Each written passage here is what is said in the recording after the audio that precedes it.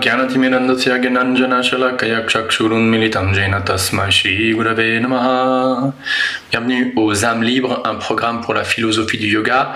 Si tu es ici pour la première fois et tu t'intéresses à l'hindouisme, aux religions de l'Inde, à la philosophie du yoga, aux notions de karma, de réincarnation, non-violence, etc., eh bien, si tu t'abonnes, muchas gracias. La question du Covid. La question du Covid. Je veux vous donner mon opinion, mon humble opinion, d'un point de vue, j'espère, authentique dans la tradition du Bhakti Yoga, enfin en tout cas celle qui m'inspire personnellement, parce que même dans, je sais pas, par exemple chez les chrétiens, il y a des gens qui sont pour ou contre telle et telle question, donc ça veut pas dire que si tu fais partie d'une tradition en particulier, tout le monde dans la tradition va avoir la même opinion. D'ailleurs, l'histoire montre le contraire. Donc, je vais vous présenter mon opinion et j'ai des justificatifs, disons, scripturaires. Mais voilà. Le fait, pour moi, est la chose suivante. Il y a une dualité. Je ne sais plus vraiment à qui faire confiance. Je ne sais pas qui sont les méchants et les gentils. Et je crois que beaucoup d'entre nous pensent comme ça. Beaucoup d'entre nous, alors il y en a aux deux extrêmes, il y en a qui sont convaincus que tout ce truc de vaccination, c'est simplement un projet pour tuer plein d'êtres humains, pour un projet de dépopulation et de contrôle par le but d'avoir un passeport vaccinal pour pouvoir ainsi track tout le monde dans la société, comme le régime communiste chinois a ce système déjà en place en Chine.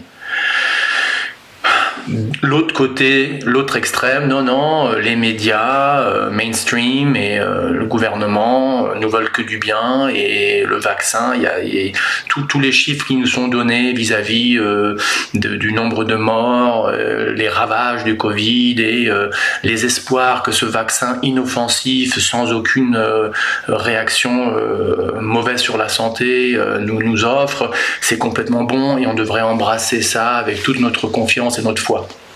À part ces deux extrêmes, au milieu, il y a des gens comme nous, en tout cas comme moi, et je dirais comme toi et comme beaucoup d'entre nous, qui ne savent plus vraiment à qui faire confiance. N'est-ce pas? Qu'est-ce que ça veut dire? Ça veut dire que ceci est un exemple, encore un exemple nouveau, on peut dire, d'un truc qui se passe dans ce monde depuis les temps immémoriaux, notamment qu'il y a une dualité. Nous vivons dans un monde de dualité, dans le monde matériel. Chaud ou froid, bon ou mauvais, blanc ou noir, nuit et jour, riche, pauvre, mauvaise réputation, très fameux, bonne santé, mauvaise santé, etc., etc., etc. Nous vivons complètement et sans cesse dans un monde qui, par nature, est fait de dualité. Et voici donc un nouvel exemple que la nature matérielle nous lance, notamment, voilà, tu sais plus à qui faire confiance, aux médias, ou alors aux gens qui disent que ces vaccins sont mauvais, est-ce qu'on devrait prendre le vaccin ou pas? Non.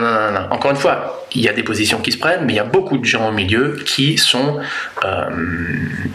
égarés, confused par cette nouvelle dualité. Alors qu'est-ce que tu devrais faire? Qu'est-ce que tu devrais faire? Moi, je ne suis pas là pour te donner des conseils médicaux.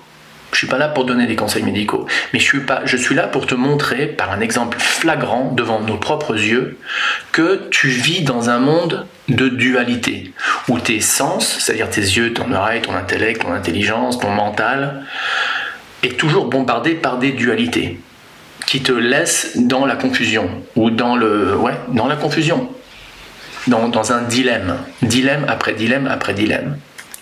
Et donc, étant donné que ces dilemmes nés de la dualité ne vont pas disparaître, parce que, comme je l'ai dit, la Bhagavad Gita, d'autres textes védiques ou hindous, entre guillemets, ou de la tradition védique, disent bel et bien, d'ailleurs c'est pas que ces textes-là, Bouddha le disait, Jésus le disait, etc., que ce monde même est intrinsèquement intrinsically, pardon, je fais des anglicismes, intrinsèque, et de manière intrinsèque, construit ou fait de dualité.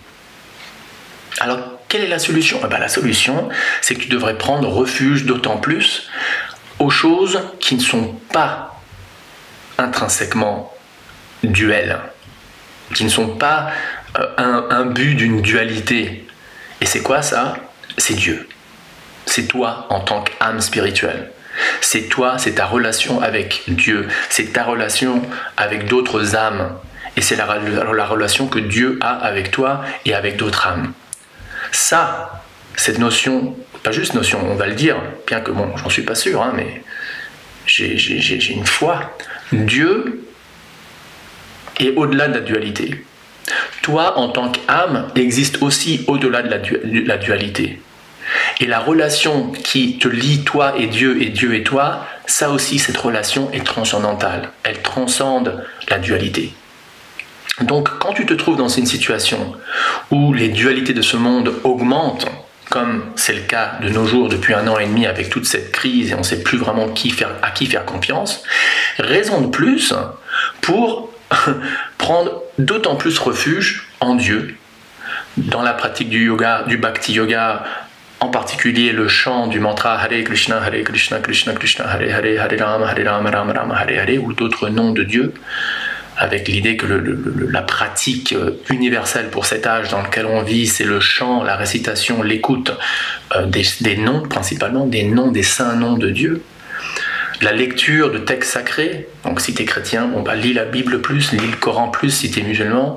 Si tu suis la tradition de la Bhakti, absorbe-toi dans les instructions de Krishna dans la Bhagavad Gita, écoute des conférences, si j'ose dire humblement, comme celle-ci, des choses qui t'inspirent à rester d'autant plus connecté et ancré dans la non-dualité. La non-dualité, et quand je dis la non-dualité, ça ne veut pas dire qu'on est tous Dieu, hein. Mais en tout cas, tout ce qui a attrait à Dieu, à l'âme, etc., sans nécessairement vouloir dire que nous sommes tous un, c'est quand même non-duel. Il y a peut-être des spécificités dans la non-dualité, mais au moins c'est du spirituel, quoi. De t'absorber dans le spirituel, parce que là, il n'y a pas de dualité. Alors après, est-ce que ça te donne des indices ou des réponses à tes questions? Est-ce que par exemple je devrais me faire vacciner ou pas? Peut-être. Peut-être que si tu t'absorbes vraiment en Dieu, tu recevras de l'intérieur de ton propre cœur. Après tout, Dieu dit dans la Bhagavad Gita au 15e chapitre, verset 15, Sarvasyacham Ridi Sanivishto. Dieu dit dans la Bhagavad Gita, chapitre 15, verset 15, je suis dans le cœur de chacun.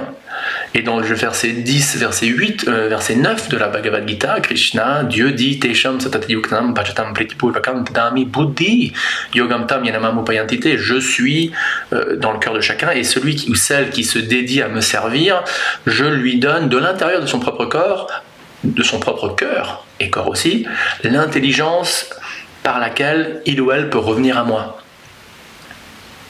Donc, peut-être que Dieu de l'intérieur peut t'inspirer à prendre un choix dans ta vie matérielle, entre guillemets. Est-ce que je me fais vacciner ou pas, par exemple? Oula, j'ai un appel. Pardon. Je vais juste...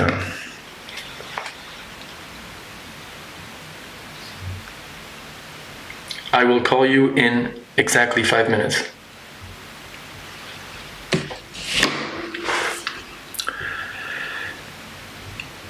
Et de toute façon, le fait est que tu vas pas vivre longtemps dans ce monde.